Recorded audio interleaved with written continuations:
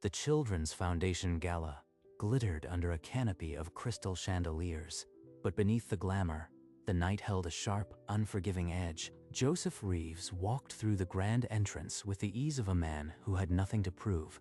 His charcoal sweater, a quiet rebellion against the sea of tuxedos. Melissa flicked a careless hand toward the back of the room, where Joseph sat alone at a small table. Oh, that's just Steven's stepdad. He drives us sometimes. One of the women gave a tight smile, her eyes flicking from Joseph's casual clothes to Melissa's expensive gown. Good. He knows his place. If they only knew. Across the ballroom, Stephen's hands curled into fists. He had begged his father to come, and now this. What none of them realized was that Joseph Reeves held a secret that would soon leave the entire ballroom speechless. Backstage, Catherine Holt finally stepped toward the microphone, ready to speak about the Foundation's most cherished anonymous benefactor. Stephen could endure it no longer. He crossed the ballroom with purpose, his jaw tight, until he reached his father's shadowed table. Dad, I am so sorry. I should have stopped her. That was completely out of line. It's already forgotten, Stephen. Sit.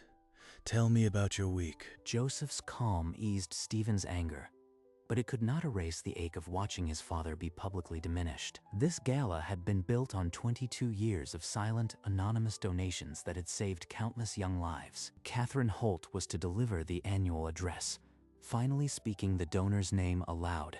If only she could find him. But the room remained oblivious, awash in murmured gossip and the clink of champagne flutes. Joseph lifted his glass of water, his eyes resting on the empty stage with a patience born of decades. Soon, they'll see what you built, Evelyn. Soon they'll know. Catherine straightened her navy gown and stepped to the podium, her heart pounding with a secret she had guarded for years. Catherine crossed into the spotlight, the room's murmur fading to a hush as every eye lifted. Welcome, all of you, to the 22nd Annual Children's Foundation Gala. Tonight, we honor the quiet miracle that keeps our doors open, a single anonymous benefactor who has never asked to be named. In the back corner, Joseph's hand paused above his water glass, the name of his wife hovering unspoken in the air. Because of this person, the Evelyn Reeves Pediatric Wing exists, a place where hope is built into every wall. You would have loved this, Evelyn. You always said, children deserve more than charity. They deserve a chance. Catherine's voice thickened as she described 22 years of unbroken funding from a donor who wished to stay invisible. I have guarded this secret for years, but tonight, the Foundation believes it is time. A ripple of curiosity passed through the chandelier-lit room. Even Melissa's champagne glass paused mid-sip. Joseph did not move. He only smiled, a quiet, private thing, and waited for the name that was his to claim. Catherine gripped the podium, her voice rising with urgency as she recounted the numbers. Over 22 years, this donor has given more than $17 million. Every cent directly to saving children. See? Real wealth is invisible. My Stephen networks with these people. One of the women arched an eyebrow, clearly unimpressed by Melissa's casual claim.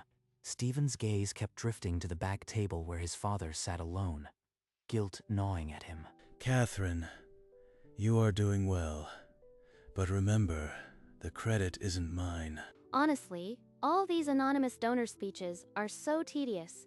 Just write the check and let us eat. Catherine's voice trembled now, building to a moment she had rehearsed 100 times. This man never wanted a plaque or a headline.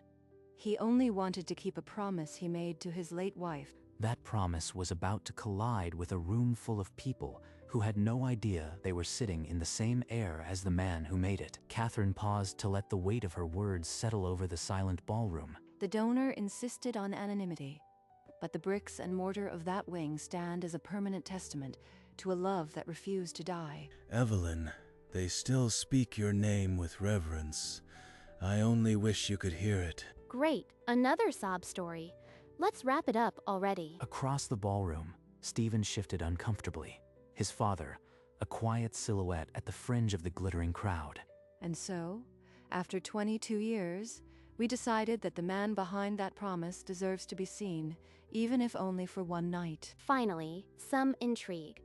I was starting to check my watch. Catherine's eyes lifted from her cue cards, scanning the tables slowly as if searching for something or someone. Not yet, Catherine. Give them a moment to earn the surprise. But her gaze kept drifting toward the back corner, where a man in a simple sweater sat utterly still, as if waiting. Catherine's words caught in her throat. The spotlight seemed to narrow, tunneling toward the far corner where Joseph sat. After all these years of correspondence, he was real, and he was sitting like any other guest. Joseph watched her recognition bloom with a quiet, steady patience, a faint nod granting her permission. He didn't flinch. He met her stare as if this moment had been rehearsed in the quiet of 100 lonely nights. The silence stretched, heavy and electric. Guests turned, forks pausing midair, as the spotlighted speaker stood frozen. Catherine's lips parted, her cue cards forgotten. She stared, the weight of 22 years pressing on her chest. I have to say his name, but how do I do this without tears? She drew a shaky breath, her next words teetering on the edge of history. The entire ballroom leaned forward, sensing that something irrevocable was about to break. And then, in a voice barely above a whisper, she began to speak. Catherine's whisper gave out. She shook her head slowly, then set the microphone down on the podium with a dull thud. Please forgive me. I cannot do this from up here. A wave of confused murmuring swept the tables. Forks clattered, and necks craned as Catherine stepped down from the stage. She moved with absolute certainty, ignoring the gasps and the sudden flutter of program fans. One of the foundation board members half rose from his seat, but Catherine raised a gentle hand, asking for trust. Her heels echoed across the dance floor, each step pulling every last shred of attention away from the stage. Guests at every table turned in their seats, their whispered speculations rising like steam. Joseph didn't turn. He simply straightened in his chair, hands resting calmly on the white tablecloth. Catherine reached the back of the room and stopped directly before his table, her eyes glistening. The microphone in her hand trembled as she lifted it to her lips once more, the entire ballroom holding its breath. Catherine dipped into a slight, old-fashioned curtsy before Joseph's table, her voice finally steady. Ladies and gentlemen, the anonymous donor is in this room, Mr. Joseph Reeves. A collective gasp rippled through the ballroom, and then a stunned silence. Every face turned toward the back. Number. That's not possible. The old man in the sweater? Dad, all this time, you were the one. Joseph rose slowly, acknowledging Catherine with a slight nod before his eyes swept the room, calm as still water. The foundation board members exchanged bewildered glances, decades of anonymity shattering before them. 22 years of unbroken funding deserves more than a back table, sir. Joseph's calm smile deepened, as if he had been waiting for this moment since the night began. The room's attention fixed on him like a spotlight, demanding a response he had no obligation to give. Mr. Reeves, would you honor us by saying a few words? Joseph inclined his head, accepting with the quiet grace he had shown all evening. He began the long walk from the back of the room, every step a quiet rebuke to those who had dismissed him. Melissa's champagne glass slipped from her fingers and shattered on the table. That's not. He drives for us. One of her friends leaned in, her voice shaking with fury as she repeated Melissa's words back to her. At the edge of the crowd, Stephen watched his father walk forward, his chest swelling with a feeling he couldn't name. Catherine stepped aside, her hand over her heart, as if witnessing a moment she had long prayed for. The path to the stage seemed to part, the entire room grasping the gravity of the man they had overlooked. He took his place at the microphone, the weight of 22 years resting lightly on his shoulders. My wife believed every child deserved care. I just kept her promise. Please, enjoy the rest of the evening. The foundation's work is what matters. He stepped back from the microphone, his words hanging in the air like a benediction. The ballroom erupted, not in applause, but in a slow, stunned silence that broke into a standing ovation. Catherine pressed a hand to her lips, tears finally spilling over. Melissa sat rigid, her face drained of color, as her friends stood with the rest, refusing to look at her. Stephen's eyes never left his father, his own hands clapping with a fierce, quiet pride. Joseph walked back to his table, passing guests who whispered their thanks, his expression unchanged. He sat down, lifted his glass of water, and looked at no one in particular. The gala slowly resumed, but the evening had been irrevocably altered. Several well-wishers drifted toward Joseph's table, but a gentle raise of his hand was all it took to send them away. Across the ballroom, Melissa's two friends cornered her, their faces twisted with fury. I didn't know. He never told anyone. He just sat there like some nobody. Stephen appeared at her elbow, his face a mask of cold disappointment. You introduced my father as the family driver. You never even asked who he really was. He wears grocery store sweaters, Stephen. He drives a 10-year-old sedan. How was I supposed to know? You were supposed to respect my family, not parade it around like costume jewelry. He funded that pediatric wing. He kept Mom's promise for 2 decades while you treated him like a servant. Joseph looked over at the argument for a long moment, then set his glass down and stood with a quiet finality. He walked out of the gala alone, head held high, the golden light of the ballroom fading behind him. Joseph walked out into the cool night air, the valet already pulling up his decade-old sedan. He tipped the valet with a $10 bill and slid behind the wheel, the engine's hum a stark contrast to the orchestral strings inside. The city lights blurred past as he drove, his mind returning not to the applause but to the name on a bronze plaque. In the rearview mirror, the gala's chandeliers shrank to a distant glow, already feeling like someone else's memory. His phone buzzed in the passenger seat. Stephen's name lit up the screen. Joseph glanced at it, then returned his eyes to the road, letting the call go to voicemail. The vibration stopped, then started again. This time, Joseph silenced it gently, his expression unreadable. He pulled into his driveway, the familiar sight of his modest home, a quiet relief after the glittering storm. He walked up the path, and the porch light flickered on, as if welcoming back the man who needed no spotlight. And so, the man who had been called a driver locked his front door behind him, the faint echo of a standing ovation still humming in the air. The morning sun fell across Joseph's armchair, but the book in his lap remained unread. A crisp knock broke the quiet. Joseph rose and opened the door to find Stephen, his face tight with worry. Dad, this arrived by courier an hour ago. I think you need to see it. The envelope was thick, cream-colored, with the foundation's gold emblem pressed into the corner. It's from Catherine. I didn't open it. I wanted us to read it together. Very well. Let's see what the foundation has to say. He slid a finger under the flap, pulling out a single sheet of heavy stationery. His eyes moved across the typed lines, his expression unreadable. When he finished, he set the letter down on the side table, a faint, private smile touching his lips. Dad? What does it say?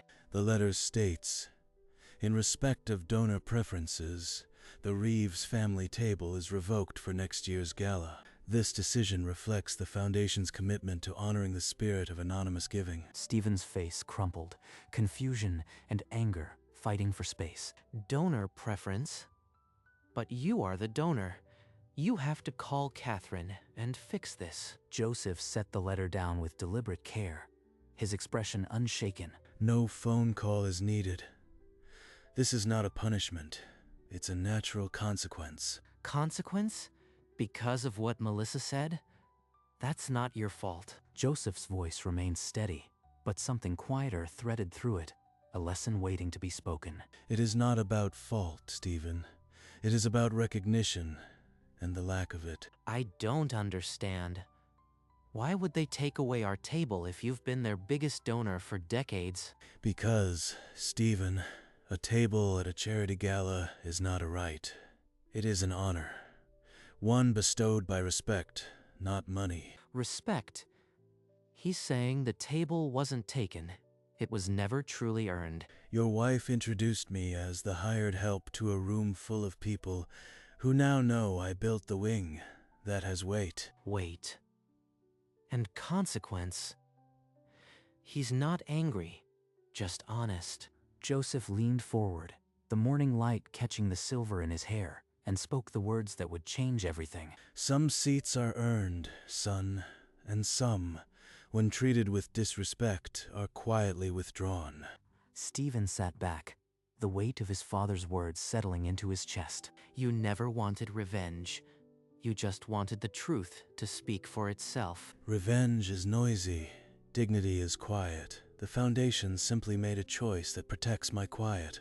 And in that silence between father and son, the lesson finally took root. What is it now, Stephen?